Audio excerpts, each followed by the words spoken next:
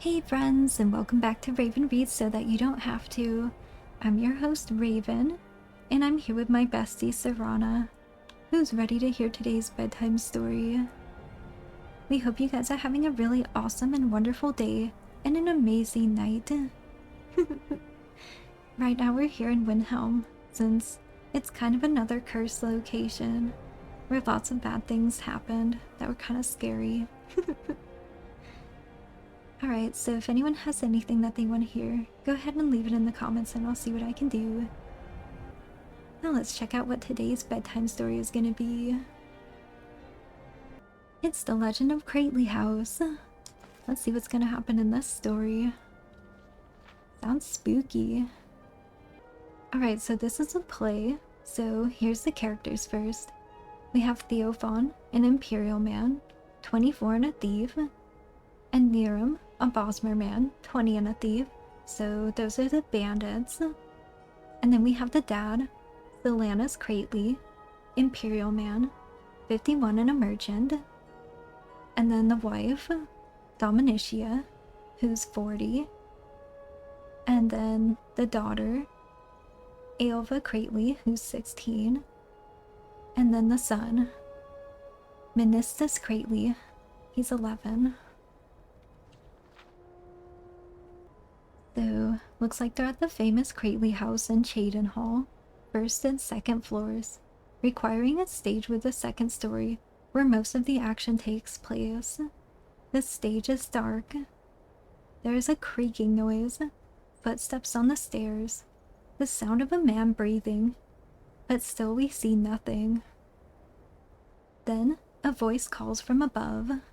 It's Aelva from offstage. Hello? Is someone down there? And then Ministus from offstage says, should I wake up Papa? And Aelva says, no, maybe I was imagining it. A light from a lantern can be seen, coming from the upstairs, and the slim form of a beautiful young girl, Aelva, descends the staircase at stage right, nervously.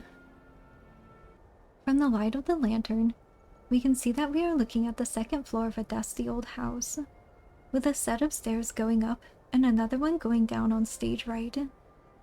An unlit stone fireplace sits at stage left. A table, a log chest, and a wardrobe complete the furnishings. And Ministus says, Aelva, what are you doing? And Aelva says, I'm just making certain. Go back to bed, Ministus. As the girl passes the table, we see a Bosmer, Niram, slide gracefully up from behind and around her field of sight, carefully avoiding the pool of light. She doesn't appear to see him as he creeps closer to her, his footsteps silent on the hard wooden floor. When he is almost on her, there's a sudden crash from down below. This causes the Bosmer to leap away, hiding again behind the table. The girl does not seem to notice the sound, and Niram, peeking out from behind the table, watches her. And Ministus says, found anything? And Aelva says no, probably just my imagination, but I'm just going to check downstairs. And Ministus says, is there a fire? I'm cold. Aelva looks towards the long dead fireplace, and so does Niram. And then Aelva says, of course there is. Can't you hear it crackling? And Ministus says, I guess so. Aelva suddenly jumps as if she heard something which we do not. She turns her attention down the stairs to the first floor. Hello? Aelva, lantern ahead of her, begins the descent. She does not seem to notice as an Imperial, Theophon, carrying a big bag of loot and a lantern of his own, calmly walks up right past her. And he says, excuse me, young lady, just robbing you. Aelva continues her slow, nervous walk downstairs, which we can now see thanks to her light. She looks around the low-ceilinged, thoroughly looted room as the action continues upstairs. Theophon's lantern provides the dim light for the second floor, and he says, why are you hiding, Niram?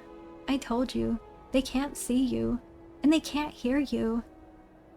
Niram sheepishly steps out from behind the table, and he says, I can't believe they're all ghosts. They seem so alive. And Theophon says, that's what spooks them superstitions. But they ain't going to hurt us. Just reliving the past, the way ghosts do. And Niram says, the night they was murdered.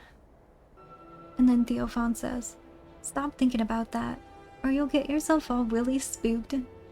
I got all kinds of stuff on the first floor. Silver candlesticks, silk, even some gold. What'd you get? Niram holds up his empty bag, and he says, sorry, Theophon, I was just about to start. And then Theophon says, get to work on that chest then, that's what you're here for.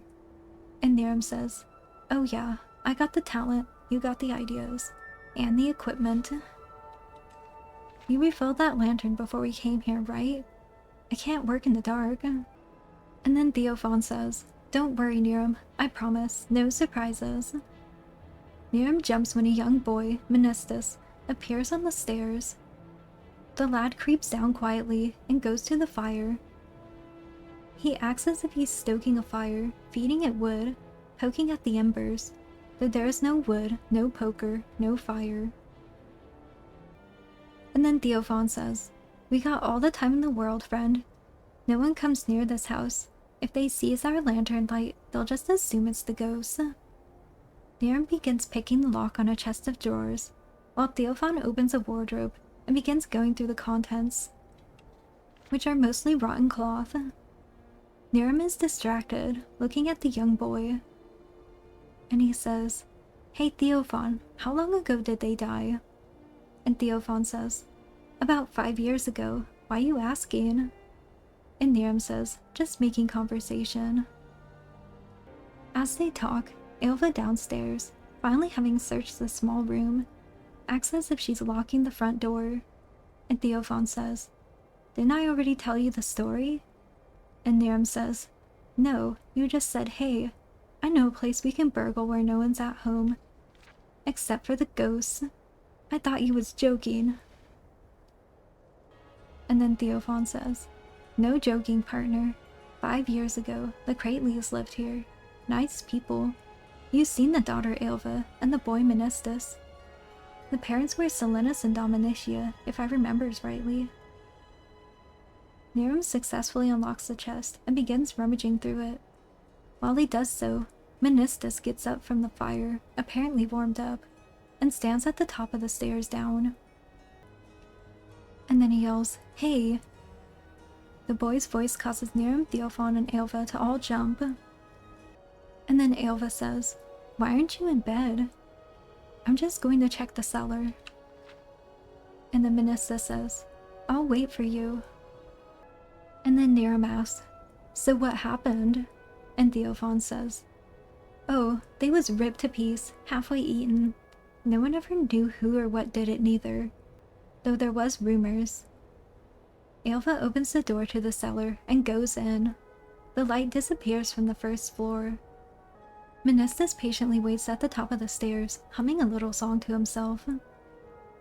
And then Niram asks, what kind of rumors? Theophon, having exhausted the possibilities in the wardrobe, helps Niram sort through the gold in the chest. And then he says, pretty good haul, eh? Oh, the rumors. Well, they says old lady Dominicia was a witch before she married Silenus. Gave it all up for him to be a good wife and mother, but the witches didn't take too kindly to it. They found her and sent some kind of creature here, late at night. Something horrible, right out of a nightmare. And then Menistus calls out, Aelva?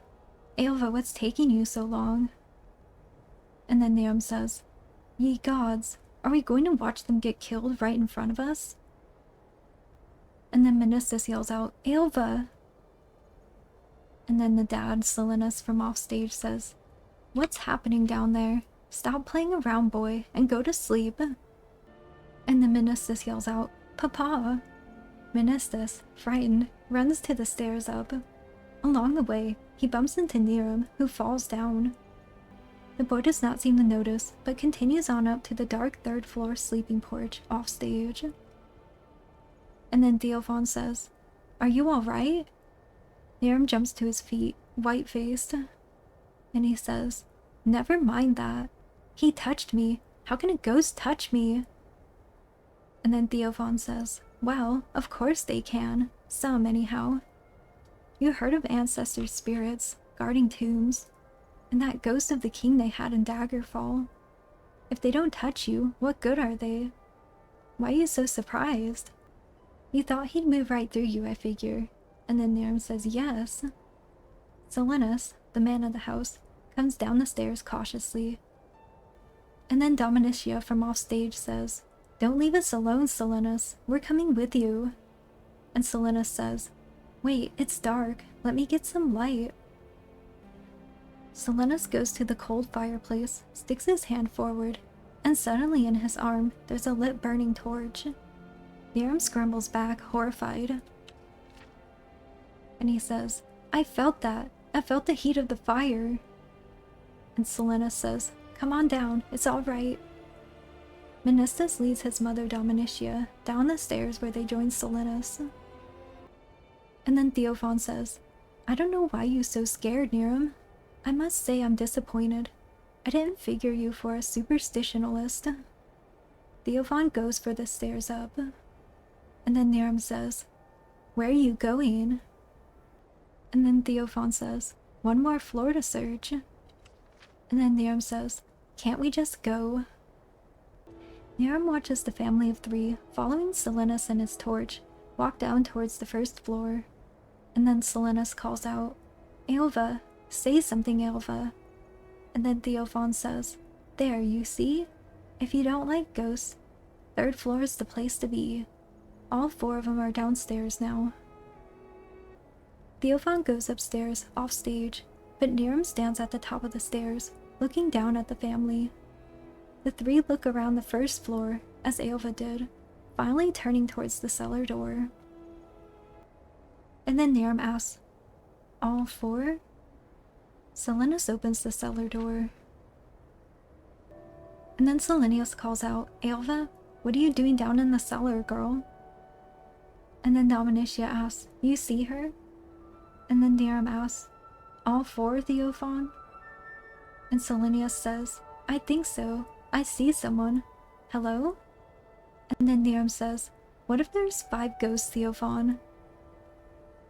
Silenus thrusts his torch in through the cellar door, and it is suddenly extinguished. The first floor falls into darkness. Menistus, Dominicia, and Silenus scream. But we cannot see what is happening to them.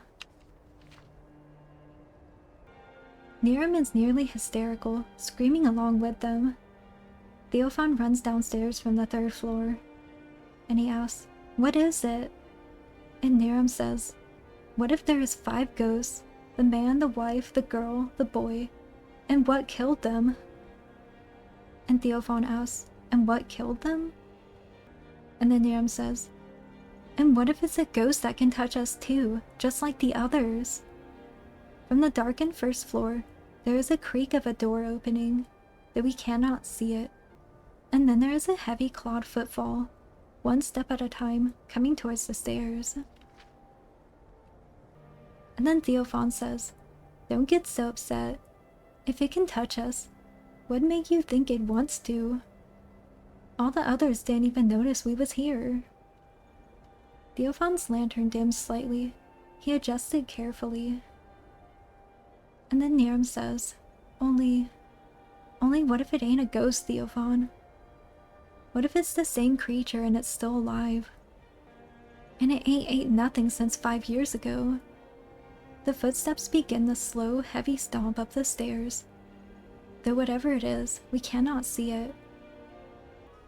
Niram notices the light beginning to dim from the lantern, despite Theophon frantically trying to fix it. And then he yells, "You said you refilled the lamp." The light goes out entirely, and the stage is filled with darkness. And then Niram says, "You promised me you refilled the lamp." More footsteps and a horrible, horrible howl. The men scream, and the curtain falls. Oh wow. The ghost must have gotten them. Wow, that's it for those guys, I guess. Oh wow, I'm kind of scared now. That's a pretty good ghost story. Alright, guys. Thanks to everyone for coming to today's bedtime story. Thanks for watching. And if there's a story you want to hear, just let me know in the comments. I'll see what I can do. Alright, I'll see you guys again next time. Bye for now.